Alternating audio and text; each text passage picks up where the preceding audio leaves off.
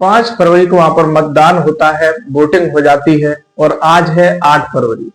आज वहां मतगणना हो रही है और मतगणना पर सभी पार्टियों की नजर है, क्योंकि वहां पर दोस्तों भारतीय जनता पार्टी बनाम आम आदमी पार्टी दोनों के बीच में एक अपने आप में टक्कर दिखाई देती है। दोस्तों मीडिया के मुताबिक या कुछ चैनल्स के मुताबिक, उनके मुताबिक जो एग्जिट पोल थे उनमें किसी में आम आदमी पार्टी आ गई थी तो किसी में भारतीय जनता पार्टी आ गई थी। दोस्तों नमस्कार, आदाब, सत श्री अकाल। मैं पंकज कुमार, चर्चा विद पंकज पर आप सभी का स्वागत है। दोस्तों मैं आज बात करने वाला हूं 2011 के अंदर एक व्यक्ति की एंट्री होती है और वह व्यक्ति सफेद कलर की टोपी पहने हुए होता है और सफेद कलर की टोपी पर लिखा होता है आई एम अन्ना। दोस्तों जो आई एम अन्ना लिखा होता है वह अन्ना हजारे के साथ दिल्ली का जो रामलीला मैदान होता है उसमें एक बड़ा हजूम जुटा हुआ होता है। उस हजूम में वह व्यक्ति भी शामिल होता है। दोस्तों सिर पर सफेद रंग की टोपी होती है और आई एम अन्ना लिखा होता है। उस रामलीला मैदान के इस हजूम का सिर्फ एक ही नारा होता है, वह नारा होता है भ्रष्टाचार विरोधी भारत। जो भारत के अंदर जो भ्रष्टाचार है वह लोग यह अपना उद्देश्य लेकर चलते हैं कि इस भ्रष्टाचार को अपने भारत के अंदर से कैसे खत्म किया जाए। दोस्तों ये अन्ना हजारे के नेतृत्व में यह बहुत बड़ा आंदोलन होता है और सबकी नजर इस आंदोलन पर टिकी होती है, क्योंकि इस आंदोलन में एक सीनियर अधिकारी जो शिक्षित लोग होते हैं, अच्छे शिक्षाविद होते हैं, वो जुड़ते हैं और जुड़ने के बाद कहीं ना कहीं अन्ना हजारे का समर्थन करते हैं। जब अन्ना हजारे का समर्थन करते हैं तो अपने आप में एक यह बड़ी बात होती है और जो भारत की आम जनता होती है वो भी सोचने लगती है कि इसमें कुछ तो बात है जो सभी अधिकारी यहाँ अन्ना हजारे के इस आंदोलन से जुड़ रहे हैं। दोस्तों एक यहाँ पर बड़ा मंच होता है जहां पर अन्ना हजारे अपने साथियों के साथ मंच पर बैठे होते हैं। उसमें ही अन्ना हजारे के एक साथी होते हैं, उनका नाम होता है अरविंद केजरीवाल।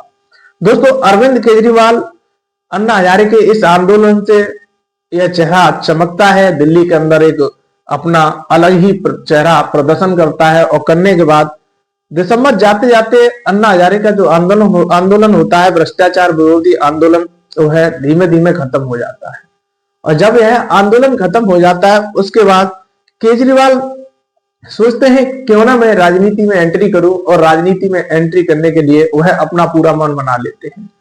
और दोस्तों जब अपना पूरा मन बना लेते हैं तो अगले साल केजरीवाल राजनीति में जाने की ठान लेते हैं और जब ठान लेते हैं तो 26 नवंबर 2012 को वो आम आदमी पार्टी की घोषणा कर देते हैं और कहते हैं कि मैं 26 नवंबर 2012 को आम आदमी पार्टी की जब गठन की बात करते हैं तो अरविंद केजरीवाल ने कहा कि हमें राजनीति नहीं आती है मगर मजबूरी में हम राजनीति में आ रहे हैं।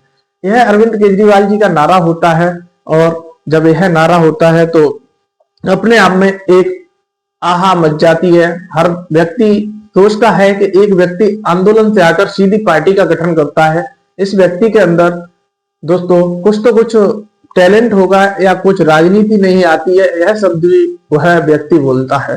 दोस्तों हम देश के आम आदमी हैं और भ्रष्टाचार महंगाई से दुखी है, यह अरविंद केजरीवाल जी का नारा होता है। अरविंद केजरीवाल कहते हैं कि हम देश के आम आदमी हैं, हमें भ्रष्टाचार और महंगाई ने दुखी कर रखा है, इसलिए हम यह आम आदमी पार्टी नाम से एक संगठन बना रहे हैं, एक पार्टी बना रहे हैं, यह सभी आम आदमी की पार्टी है। तो दोस्तों जब यह बात अरविंद केजरीवाल बोलते हैं तो इससे दिल्ली के लोग प्रभावित होते हैं और जो शिक्षित और जो भी व्यक्ति को मौका नहीं मिलता है राजनीति करने का, वो सोचते हैं कि किस पार्टी के माध्यम से राजनीति की जाए और उसकी विचारधारा किसकी अच्छी है। तो अरविंद केजरीवाल की जो विचारधारा थी वो कहीं ना कहीं भ्रष्टाचार विरोधी विचारधारा के साथ वह आते हैं और आने के बाद दिल्ली में पहले विधानसभा चुनाव में जब 2013 का विधानसभा चुनाव होता है तो उसमें दोस्तों वह 28 सीट जीतकर दिल्ली की राजनीति की शुरुआत करते हैं। जब दिल्ली की राजनीति की शुरुआत करते हैं तो 28 सीट के साथ शुरुआत होती है और 2015 में वह पहली बार दोस्तों विधानसभा चुनाव में पूर्ण बहुमत लेकर अपनी सरकार बनाते हैं। 2015 का जो चुनाव होता है उस चुनाव में दिल्ली के अंदर एक बहुत बड़ी लहर होती है और वह लहर होती है झाड़ू वाला। दोस्तों झाड़ू वाला इसलिए कहा मैंने कि झाड़ू जो है वो आम आदमी पार्टी का चुनाव चिन्ह है और झाड़ू अपने आप में दिल्ली के कोने कोने में बच्चे बच्चे के मन पर झाड़ू होता है और इसी लहर में केजरीवाल 70 में से 67 चुनाव सीट जीतकर चुनाव जीत जाते हैं। और जब चुनाव जीत जाते हैं तो एक अपना अलग इतिहास में किसी भी पार्टी को 70 में से 67 सीट नहीं मिली थी, तो यह दिल्ली के अंदर विधानसभा चुनाव में एक बहुत बड़ी बात होती है। इतिहास की एक बहुत बड़ी बात थी ये कि अपने आप में कोई नेता दिल्ली के अंदर 70 में से 67 सीट अपनी पार्टी को जिताकर एक मुख्यमंत्री का पद संभालता है। 2015 में अरविंद केजरीवाल मुख्यमंत्री बन जाते हैं और बनने के बाद दोस्तों वह जो भी उनका शिक्षा का जो उनके मुद्दे थे, शिक्षा और भ्रष्टाचार विरोधी, महंगाई विरोधी, और दिल्ली की जनता को कहीं ना कहीं वो चुनावी रेवड़ियों के साथ भी अपना मुआयना करवाते हैं। चुनावी रेवड़ियां मैंने इसलिए बोला दोस्तों क्योंकि चुनावी रेवड़ियां दिल्ली शिक्षा मुक्त हो सकता है, क्योंकि एक अच्छी शिक्षा के लिए केजरीवाल की सरकार कहीं ना कहीं जानी जाती है। क्योंकि इसलिए कहा मैंने कि जो अभी बाहर से कुछ टूरिस्ट लोग भी आते हैं तो दिल्ली के कुछ स्कूल देखने जाते हैं, हो सकता है कुछ स्कूल दिल्ली के ऐसे हो अन्यथा न हो, वह इसकी मैं मेरा चैनल पुष्टि नहीं करता है। दोस्तों 2020 में यही पार्टी 70 में से 62 सीट जीतकर दोबारा सरकार बनाती है और अरविंद केजरीवाल ही मुख्यमंत्री बनते हैं। 2014 की बात करें, पीछे में थोड़ा भूल गया, तो 2014 की मैं बात करूं तो 2014 में 49 दिनों की सरकार बनाकर इस्तीफा भी दे देते हैं। क्योंकि दोस्तों लोकसभा का चुनाव लड़ा था, मगर लोकसभा के चुनाव की यदि बात करी जाए तो दिल्ली के अंदर लोकसभा चुनाव में अरविंद केजरीवाल को अपने आप में एक बड़ी हार हमेशा देखने को मिली है। क्योंकि दोस्तों दिल्ली में 2014 में, 2019 में और 24 में अरविंद केजरीवाल को एक भी सीट जीतने को नहीं मिली। लोकसभा चुनाव में कहीं ना कहीं भारतीय जनता पार्टी का दबदबा रहता है। दबदबा इसलिए बोला कि अभी भी सभी सीटों पर, दिल्ली की 8 जो लोकसभा सीट है उन सभी पर भारतीय जनता पार्टी के प्रत्याशी जीते हैं और भारतीय जनता पार्टी का वहां पर कब्जा है। इसलिए मैंने बोला, मगर अरविंद केजरीवाल को लोकसभा चुनाव से कहीं ना कहीं वनवास झेलना पड़ रहा है। आम आदमी पार्टी अभी पंजाब के अंदर सत्ता में चली जाती है और पंजाब के अंदर भी दिल्ली मॉडल, जो दिल्ली का मॉडल है उस मॉडल पर चुनाव लड़ती है और चुनाव लड़ने के बाद वहां सरकार बनाती है और भगवंत मान को अपना मुख्यमंत्री बना देती है। दोस्तों जब भगवंत मान को वहां अपना मुख्यमंत्री बना देती है तो भगवंत मान की कहीं ना कहीं कई योजना अभी पूरी नहीं हो पा रही है। तो इस चुनाव में पंजाब का भी दिल्ली के चुनाव में बहुत बड़ा योगदान रहता है, क्योंकि पंजाबी वोटर्स दिल्ली के अंदर काफी मात्रा में रहते हैं। तो दोस्तों जब इसका प्रभाव पंजाबी वोटर्स का यहाँ पर दिल्ली में भी देखने को मिलेगा, मगर दोस्तों जब लोकसभा का चुनाव होता है पंजाब के अंदर, तो पंजाब के अंदर आम आदमी पार्टी 4 लोकसभा की सीटें जीत जाती है। दोस्तों 4 लोकसभा सीट जीतकर उसके जो सांसद होते हैं वह संसद भवन में पहुंच जाते हैं। दोस्तों दिल्ली के अंदर एमसीडी का जो चुनाव होता है वो भी आम आदमी पार्टी जीत जाती है और जीतकर कहीं ना कहीं यह एमसीडी का जो 2017 वाला चुनाव होता है वह हार जाती है, मगर 2022 का चुनाव होता है वह जीत जाती है। और जब यह चुनाव जीत जाती है इसके बाद यह पार्टी एक प्रदेश से दूसरे प्रदेश पंजाब में पहुंच जाती है और जो राष्ट्रीय चेहरा होते हैं वो अरविंद केजरीवाल होते हैं और दूसरे प्रदेश में जाने के लिए यह अपना दिल्ली मॉडल पेश करते हैं कि दिल्ली का जो विकास है, दिल्ली में शिक्षा मुफ्त दी जा रही है, बिजली मुफ्त है, पानी मुफ्त है। तो यह सब अन्य प्रदेशों में यदि हमारी पार्टी की सरकार बनती है, हमारी पार्टी यहाँ पर जीतती है, तो हम दिल्ली वाला ही मॉडल यहाँ पर लेकर आएंगे।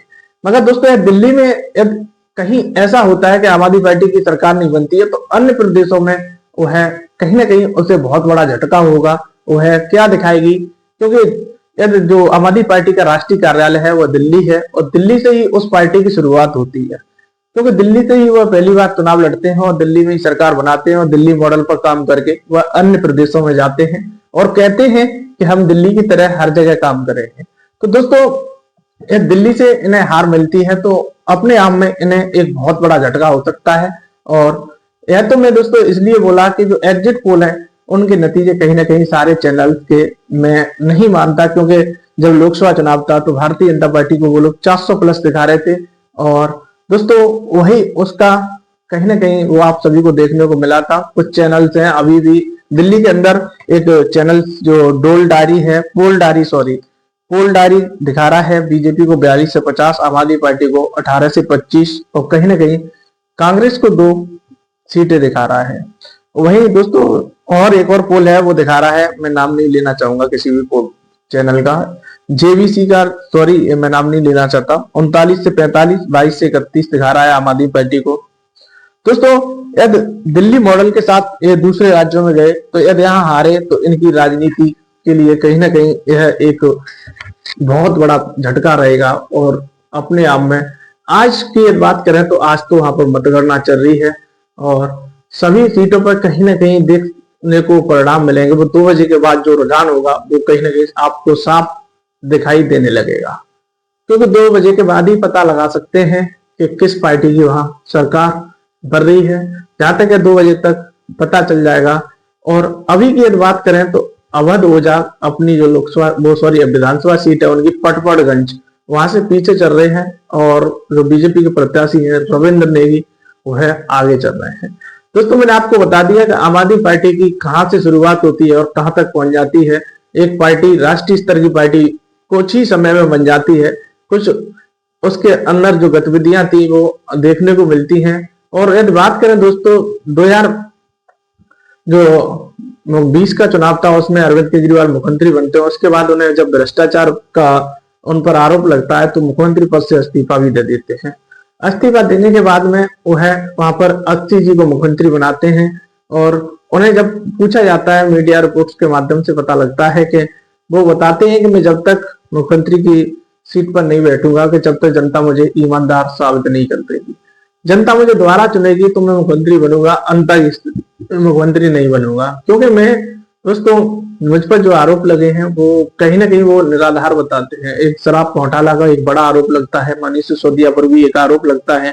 तो दोस्तों आज सुबह मनीष सिसोदिया जी अपनी पूजा अर्चना करने के बाद वो है दोस्तों मतगणना के लिए मतगणना उन्होंने कहा मीडिया से कि हमारे पक्ष में आएगी, क्योंकि हमें पूरा भरोसा है दिल्ली की जनता के लिए कहीं ना कहीं हमने बहुत काम किए हैं। दोस्तों मेरा वीडियो बनाने का उद्देश्य किसी को दिल को दिखाना नहीं है, किसी को ठेस पहुंचाना नहीं है। आप अपनी राय कमेंट बॉक्स में दें कि दोस्तों दिल्ली में किसकी सरकार बन रही है, आम आदमी पार्टी का कैसा सफर रहा वो आपको मैंने बता ही दिया है। दोस्तों यदि आपने हमारा चैनल चर्चा विद पंकज सब्सक्राइब नहीं किया है तो चैनल को सब्सक्राइब करें, वीडियो को लाइक करें।